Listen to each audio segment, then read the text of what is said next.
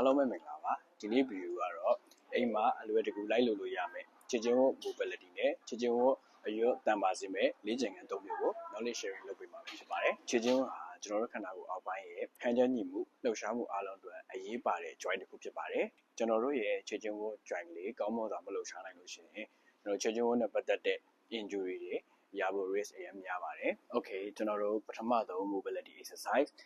angle cycle လို့ခေါ်ရပေါ့နော်ခြေပြားလေးနဲ့ကျွန်တော်ဆက်ဝိုင်းနေပေါ့ဒီ block တောင်လေးနေရာမှာကျွန်တော်တို့အိမ်မှာရှိတဲ့ဖက်လုံးလေးပဲဖြစ်ဖြစ်အကိုစင်ပြေတဲ့အရာတခုကိုတုံးလို့ရပါတယ်ဒါကျွန်တော်တို့ခြေတော်လေးကိုဘယ်ဘက်ကို10ချိန်ဝိုင်းလိုက်မယ်ပေါ့နော်ပြီးရင်စံကျင်ဘက်ဘယ်ဘက်ကိုဝိုင်းပြီးညာဘက်ကိုလည်း10ချိန်နှစ်ကြော့ပြုလုပ်ပေးပါမယ်ကျွန်တော်တို့ဒုတိယတစ်မျိုးက toe flexion extension ပေါ့နော်ကော်တယ်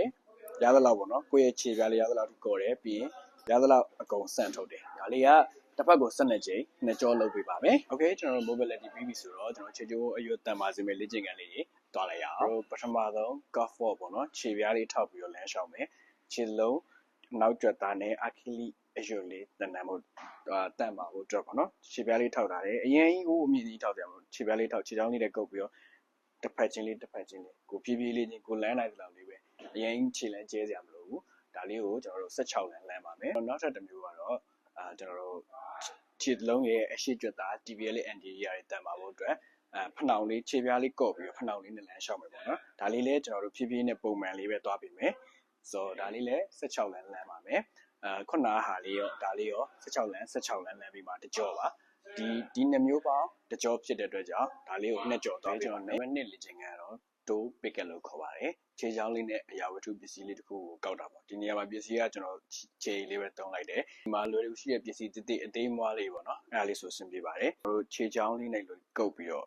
မပြီးတော့ပြန်ချတယ်ဒီကခြေပေါ်မှာရှိရမှာ10ပေါ့ကြွက်သားအုပ်စုလေးပြန်ပြီးတော့တန်ဆွမ်းလာအောင်ပြန် train ပေးတာဒီမှာတခုရှိရကျွန်တော်တို့ဒီလိုကြီး single leg ကို6တစ်ချောင်းနဲ့ရဲဖို့အဆင်မပြေတဲ့လူတွေအတွက်ဆိုရင်ကျွန်တော်နေရလေးမှာမိလက်တစ်ဖက်ကင်ထားလို့ရတယ်ပေါ့နော်နေရာမှာလက်တစ်ဖက်က assistant နဲ့ကင်ထားခြေချောင်းလေးနဲ့ကုပ်မပြန်ချပြင်ကုပ်မပြန်ချ okay ဒါလေးကိုကျွန်တော်တို့ဘယ်ဘက်10ချိန်ညာဘက်10ချိန်နှစ်ကြော်သွားပေးပါမယ် okay ကျွန်တော်နောက်ဆုံးတစ်မျိုးကတော့ကျွန်တော် single leg RDM ပေါ့နော်single leg ဖြစ်တဲ့အတွက်ကြောင့်ကျွန်တော်တို့နေရာမှာပဲဖြစ်တိုင်မှာပဲဖြစ်ကျွန်တော်တို့တစ်ဖက်ကကင်ထားလို့ရတယ်ဒီမှာတတိထားရမယ့်တစ်ချက်ကကျွန်တော်တို့ဒူးကောင်းကအတွင်းကိုဝင်သွားလို့မရဘူးပေါ့နော်ခြေပြားလေးအပေါ်ကော့တယ်ပြီးရင်ကုတ်လိုက်တယ်ဖြဲလိုက်တယ်ဒူးကောင်းလေးနည်းနည်းကွေးထားတယ်ပြီးရင်ဒီဘက်6က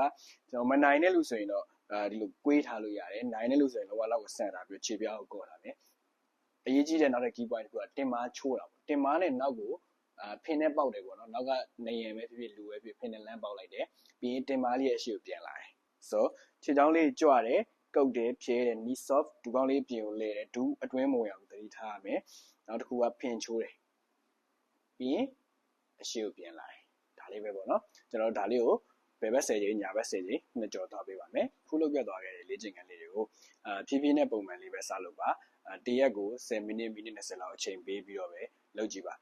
ကိုချိန်ရတယ်ဆိုရင်တော့တရက်ကို2ချိန်လောက်ခွဲလုပ်လို့ရပါတယ်ကျွန်တော်2ပတ်3ပတ်လောက်နေလို့ရှိရင်ကျွန်တော်တို့ရဲ့ခြေချင်းဝတ်လေးတွေအရင်ကတည်းကပို့ပြီးတော့တန်မာလာတာကိုခံစားရပါလိမ့်မယ် fitness နဲ့ပဲဖြစ်ဖြစ်ကျွန်တော်ကျန်းမာရေးနဲ့ပတ်သက်ပြီးတော့ဖြစ်ဖြစ်